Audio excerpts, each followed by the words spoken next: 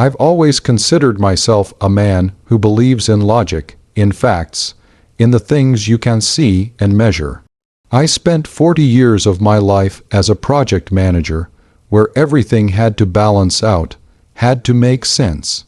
But what I experienced that Tuesday afternoon defies all logic. It makes absolutely no sense, and it completely shattered the foundation of my entire life. I had driven an hour and a half to visit my son-in-law Liam. My daughter, Sarah, was away on a week-long work trip, and I wanted to check in on him, maybe bring him a pizza and watch the game. It was just a quiet, unassuming act of a caring father-in-law. Then, 2 blocks from his house, I saw it. My wife, Evelyn's pristine, dark blue SUV, parked just around the corner from Liam's driveway, tucked slightly under a canopy of trees like she was trying to hide it. My heart didn't just drop, it seized up in my chest like a cold, heavy stone. Evelyn was supposed to be at her book club meeting on the other side of town. The immediate, sickening dread that washed over me told me everything I needed to know. But I was a man who needed proof. I parked my car, walked the rest of the way, and what I heard from behind Liam's closed garage door was a conversation so shocking, so utterly depraved, that I almost collapsed right there in front yard. Was I wrong for the way I handled the revelation? Tell me, would you have done the same thing, or would you have walked away and pretended you heard nothing? To understand the sheer magnitude of this betrayal, you need to understand the history. Evelyn and I had been married for 35 years. We met in college, built a wonderful life, and raised one incredible daughter, Sarah. Sarah, my little girl, was everything to me. Smart, kind, and beautiful. She married Liam 7 years ago. Liam was a great kid, a little quiet, maybe, but successful, respectful, and absolutely devoted to Sarah. I had no brothers or sons, and over the years, Liam became the son I never had. We bonded over tools, bad action movies, and long weekends working on DIY projects at my house. He called me Pops. We had a relationship built on trust, shared respect, and genuine affection. Evelyn, too, seemed to adore Liam. She was always baking his favorite cookies and insisting he join us for holidays, even when Sarah couldn't make it. Our family unit, I thought, was rock solid, a perfect model of harmony. Evelyn and I had a comfortable, settled marriage. There were no dramatic fights, no obvious signs of discontent. We were the couple everyone pointed to, predictable, supportive, content. She was a stylish woman, always put together, and active in her clubs and volunteer work. I was proud of her. Our life had settled into a comfortable rhythm of shared TV shows, quiet dinners, and planning our retirement travels. Looking back, there were a few things, small things, that I dismissed, rationalizing them away as quirks of middle age. Evelyn had become obsessively protective of her phone, taking it everywhere, even into the garden. Her book club meetings started getting longer and more frequent, always on Tuesday nights. And sometimes when I kissed her, her reaction felt distant, but I was an engineer. I didn't deal in feelings or intuition. I dealt in evidence, and I had none. Until that Tuesday, Sarah had called me the week before. She was flying to Seattle for a major conference, her first big business trip since getting a promotion. She asked me to keep an eye on Liam, just make sure he wasn't lonely and had someone to talk to. I readily agreed. That's why I was there that evening, standing on the sidewalk, looking at my wife's SUV, the vehicle I had bought her for our 30th anniversary, trying to decide if I was having a premature stroke, if my reality was actually crumbling. The car's windows were slightly tinted, but I could just make out a few items on the dashboard, a water bottle and a familiar cashmere scarf. No doubt, it was Evelyn's car. I walked to Liam's house, forcing my legs to move, my mind cycling through 100 innocent scenarios. Maybe Evelyn was dropping off a tool I had borrowed. Maybe Liam needed her help with a garden project. Maybe she realized she forgot her keys after dropping Sarah off at the airport. Anything but the truth. Liam's house is a modern split level, and his garage is detached, set back a little from the main house. The light was on inside the garage. I heard muffled voices. As I got closer, I saw that the main garage door was down, but the side door, the small pedestrian door, was slightly ajar, maybe an inch. The voices were clearer now, distinct. I stood on the small stone path, frozen in the twilight, straining to hear. The first voice was Liam's, sounding tense and slightly breathless. "Evelyn, you have to go.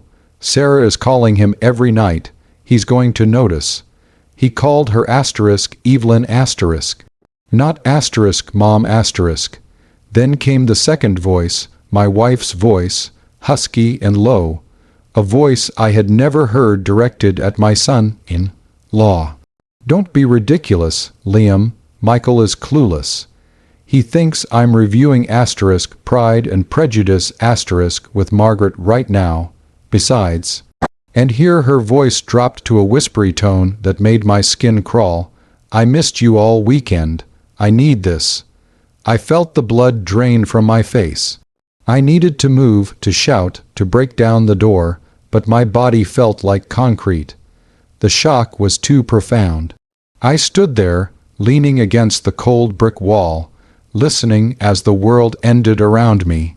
Their conversation went on, a terrible, mundane litany of lies, logistics, and deeply intimate details that confirmed the absolute worst. They talked about Sarah's return, about how they couldn't risk meeting until her next conference, about how long this had been going on. 8 months. They had been conducting a full-blown affair for 8 months, right under my nose, right under Sarah's nose. They had used my trust, my kindness, and my devotion to our family as their cover. The realization of the scope of their calculated deception was like a physical blow. The son I never had was sleeping with the wife I adored, and they were using my daughter's business trips and my own quiet retirement to facilitate their trysts.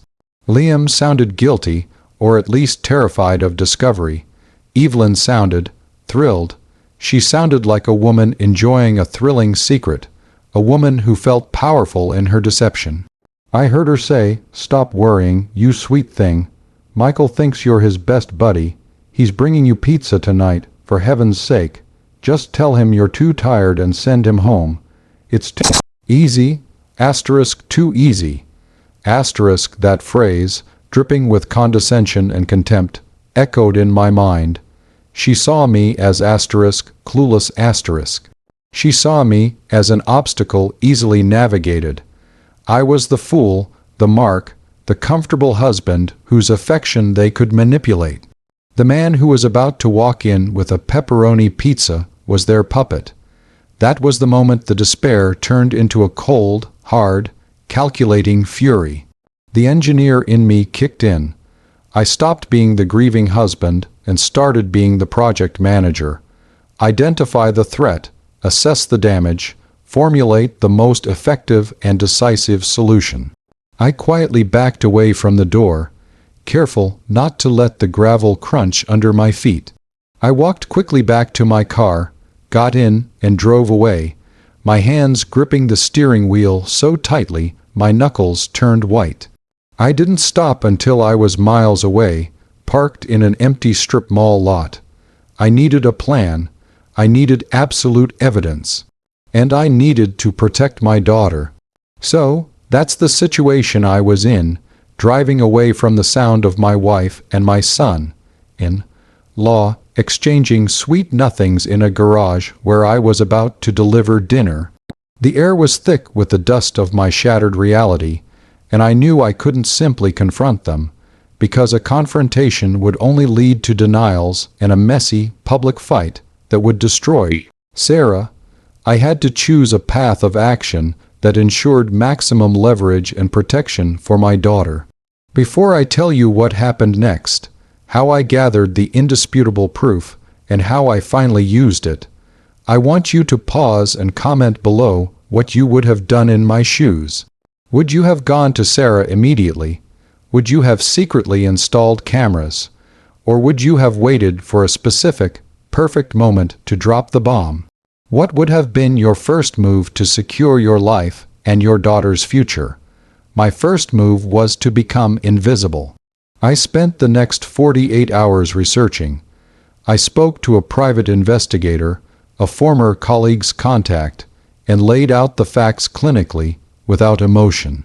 I didn't mention the words wife or son-in-law. I just described the car, the time, and the location. The pie, a woman named Vanessa, was efficient and expensive. Her job was simple: document Evelyn's Tuesday night book club ritual for the next 2 weeks. She was instructed to follow Evelyn, photograph her movements, and place a tracker on her car. This was the evidence I needed for the divorce and for Sarah. I wanted proof that couldn't be argued away. I also acted on Liam's side of the equation. I called him the next day, full of false cheer, apologizing for missing dinner. I told him I had a massive, complicated project at my house, a new deck, and I needed his help every Saturday for the foreseeable future, promising him a handsome payment for his consultation. This wasn't a punishment. It was a way to keep him busy and predictable. Liam, ever eager to please his pops, readily agreed, probably calculating how he could use the money. This had the added benefit of making his Saturdays unavailable for rendezvous. Evelyn, meanwhile, was completely oblivious. She was careful, though. She was home every night, making me dinner, acting the part of the devoted wife. But I watched her, and the contempt I felt was immense. I noticed she would often take calls on her cell phone only when she was outside watering the plants or checking the mail, always speaking in that low, guarded voice. 2 weeks later, Vanessa, the pie, delivered a waterproof, damning dossier. It contained photographs and GPS records of Evelyn driving to Liam's house on both Tuesday nights, staying for 4 hours each time. The pictures were unambiguous: Evelyn entering the garage with a tote bag, Evelyn leaving, and a time-stamped photo of her and Liam hugging tightly right outside the garage side door before she drove off. The final piece of evidence was a transcript of a brief, whispered conversation Vanessa's audio surveillance had picked up near Liam's fence. They were making plans to meet at a cheap hotel following week while Sarah was home, using an elaborate lie about a professional networking event. That was all I needed. The betrayal was not a moment of weakness. It was a sustained, calculated lifestyle. The confrontation and aftermath unfolded rapidly, like tearing off a painful bandage. I decided to handle the confrontations separately to control the narrative and maximize the shock. Liam got the first call. I called him on a Thursday, my voice completely flat. "Liam, I need you to come to my house this evening, alone. There's a problem with the deck plans." He showed up, cheerful and unsuspecting. I didn't let him pass the front foyer. I was standing there, holding the manila folder from the PI. He asked, "What's up, Pops? What's the big problem?" I didn't yell. I didn't scream. I just looked him in the eye, and in a voice that was barely a whisper, I said, "The problem is that you are a traitor and a liar. The problem is that I know about you and Evelyn, and the problem is that you will be out of my daughter's life by morning." I opened the folder and dropped the stack of photographs at his feet. Liam's face went from confused to ghastly pale in an instant. He knelt down, frantic, grabbing the pictures of him and Evelyn hugging, his eyes wide with terror. He tried to deny it. He tried to beg. He even tried to blame Evelyn, saying she was the aggressor. I cut him off sharply. I don't care about your excuses. I have GPS logs, I have photographic proof, and I have a PI watching you right now. You have 2 hours to pack a bag and vacate the house. If you are not gone by midnight, I will personally drive to Sarah's office and hand her this file. Do you understand, Liam? You disappear, or I destroy you. The threat of Sarah seeing the evidence was enough. He knew I would do it. He left, sobbing, begging me not to tell Sarah. I simply told him, the price of your silence is your complete and total absence. Now go. The next morning, Liam was gone. He left a note for Sarah saying he needed space, and was going to clear his head, a predictable, cowardly lie. I then called Sarah, who was distraught. I played the part of the supportive father, helping her move Liam's things into storage, comforting her through her confusion. She was heartbroken, but I kept the secret, protecting her from the true identity of the woman who destroyed her marriage. Evelyn's turn came that evening. She walked in, carrying a casserole, asking about Liam. I was waiting for her, sitting in my armchair, the PI folder sitting on the coffee table between us. I stood up, looked at her, and said, "You are a disgrace to this family, Evelyn. Your book club is cancelled." Her face hardened instantly. She knew. I pushed the folder across the table to her.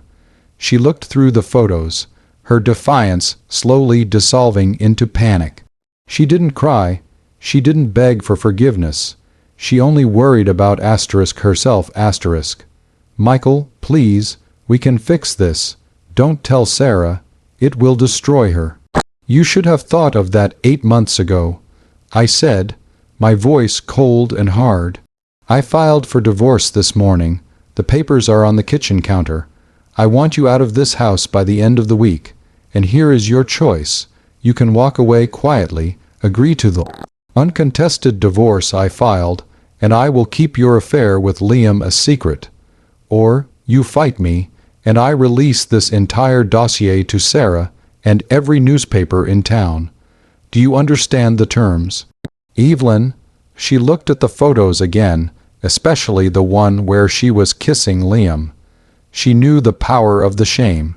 She finally nodded, her shoulders slumped. She chose silence and shame over fighting. The divorce was quick and quiet. Evelyn moved out to live with her sister, and the financial settlement was generous but fair, allowing her to keep her savings and investments. Liam vanished completely. Sarah, devastated but determined, filed for divorce. I was there for her every step of the way, helping her move, supporting her emotionally, never revealing that the other woman who destroyed her marriage was her own mother. I carried that painful secret alone, shielding my daughter from a betrayal that would have broken her completely. It has been 2 years now. Sarah is rebuilding her life. She thinks her mother is just a heartless woman who walked out on me in my old age, not the destroyer of her marriage. Evelyn and I are divorced, and she knows I hold the ultimate card over her, my silence. The price of my peace and Sarah's fragile recovery is that I now have a secret that burns within me. The fact that my ex-wife and ex-son-in-law were lovers. But I carry it because Sarah's happiness is the most important thing. I lost a wife and a son-in-law, but I kept my daughter's love and, crucially, her belief in the decency of her family. So, that's my truth, the cold, calculated revenge of an engineer. I protected my daughter from a truth too ugly to bear by sacrificing my own right to expose the affair publicly. I have maintained the lie to save her. Was I right to prioritize her emotional well-being over the complete, brutal truth? Was it worth sacrificing justice to preserve her love for me and her mental stability? Like this video, if you were on my side, if you think I made the right choice to protect Sarah. Subscribe for more stories like this where the choices are impossible and the betrayals run deep. And please, share your final thoughts on this whole mess in the comments section. I'd appreciate your perspective. I'll see you all in the next story.